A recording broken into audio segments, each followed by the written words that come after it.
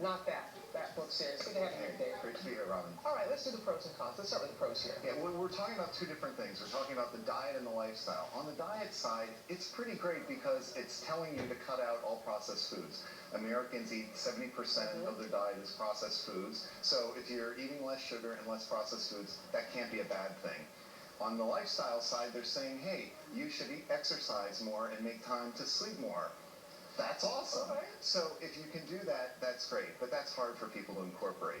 Yes, and to sustain that. So what are the drawbacks here? Well, the drawbacks are anytime you restrict certain foods or food groups, there are going to be drawbacks. So most Americans don't get enough calcium, vitamin B, vitamin D, fiber. And so when you cut out dairy, you're cutting out the primary source of these nutrients. Plus, the list of foods you can't eat is huge. So you may as well just go to a supermarket and press your nose up against the glass from outside, because there's a lot of stuff in there you can't eat. You alluded to this.